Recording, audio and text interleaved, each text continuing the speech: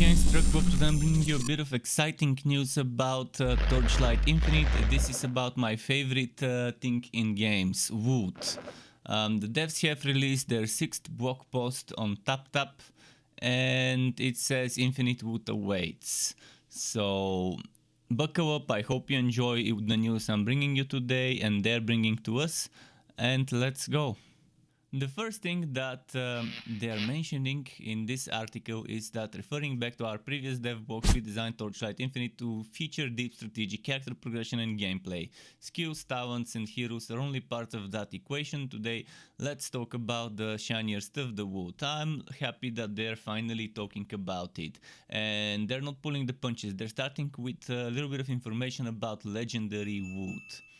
Nothing quite gives us the same thrill as a bright pure of orange light and the satisfying clank of an item drop emerging from a defeated mob. As the name suggests, Legendary Gear should feel, well, legendary.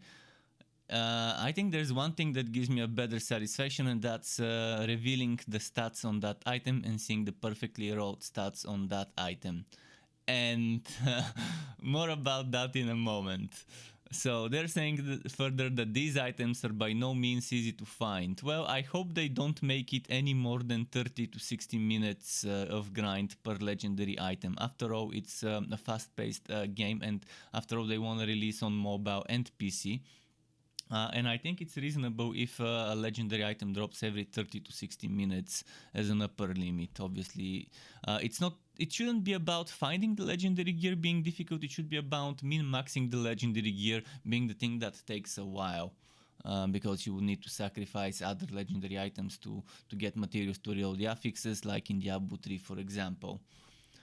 So, they're extremely rare equipment, oftentimes only rarely dropped by bosses, and in general have better base stats and carry special bonuses. I sincerely hope they make every legendary item drop from every type of content and don't force me into fighting certain bosses for certain items if I don't enjoy those bosses. Sometimes these bonuses can even be build defining. And that's how it should be. You should have build opening, not build defining, build opening items. Build around me items. And they have given us an example. One of these unique legendary items they want to highlight is the Wailing Dungeon Bracers. They want to mention that chromatic shot, something that they've recently showed us, which uses 3 types of elemental sources: fire, ice and lightning. In fact, in their video it also mentioned dark, not sure why. But yeah, they're saying here that it uses fire, ice and lightning.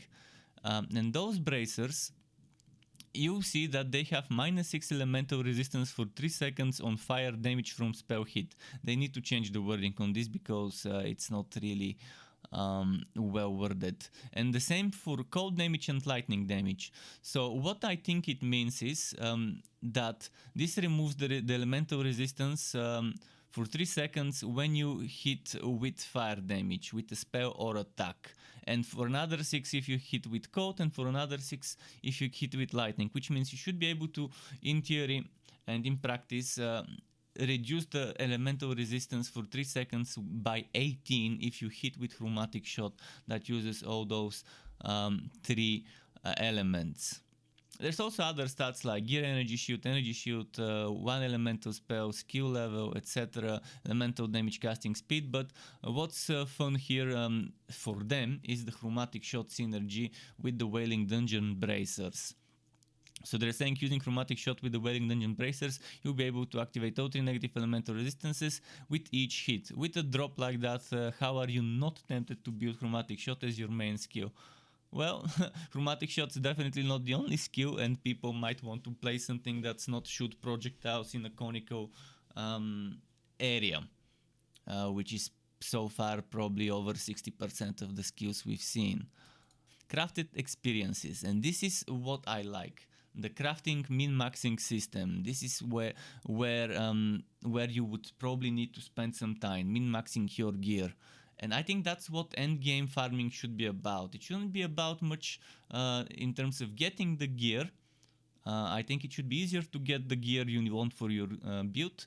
But since there's RNG, you might not get the gear you want with the right stats. And if you're unlucky, you might not get the gear you want with the right stats after 1000 hours.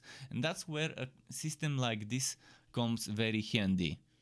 They're saying when we designed Torchlight Infinite, we knew we wanted each legendary item drop to feel relentlessly rewarding. Given their extremely rare nature, we still want to give you the freedom and the rewarding experience to pursue your character build, even with non-legendary gear. So they're saying aside from legendary gear, all normal in brackets gear will have the ability to craft and affix additional properties to empower your character, such as increased spell damage, casting speed, projectile speed, etc. Those are all examples of potential bonuses you can add to your gear to buff up, for example, that chromatic shot.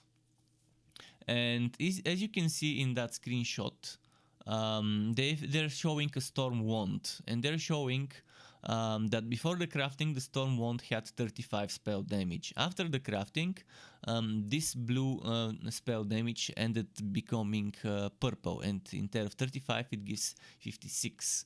The rest of the stats were not changed, so I guess they were just changing the spell damage and re-rolling it to get better. And this is just one example. So their new crafting system is only just for adding isn't only just for adding bonuses. Sometimes that perfect item already has the perfect bonus, but just not the perfect stats. That's how again end game should be, about re-rolling those stats. They've apparently annoyingly run into this situation many times before in previous ARPG experiences, so they're also giving us the ability to reroll those stats. And this is a system that every self-respecting ARPG should have. Be it Diablo, Path of Exile, be it Last Epoch, Wolves, and etc. I think any game that is in the genre needs a system like that in one way or another. This just shows a middle finger to RNG. If an RNG is showing you middle finger, you can take that finger and shove it up RNG's, whatever orifice you decide to shove it. This is very good anti-RNG system. Take some items you don't need, turn them into materials, use those materials to reroll the affixes on the item you want to use as a base, if it doesn't have those affixes. I'm very thankful to the devs for considering and adding such a system. If you want to get notified when I upload more content for Torchlight Infinite or other games like it, you can subscribe to my channel, hit the bell button to not miss out notifications, as well as further I have something called memberships on my channel, which is a monthly recurring payment that can be cancelled at any time, which grants you access to special emotes and badges that I've made myself. And members also can optionally contact me on Discord, and I can give them some tutorials of the basics of Photoshop, Adobe Premiere, and After Effects. Thanks for watching until the end for this exciting video. Keep it cool, struck up. Until next time, and goodbye.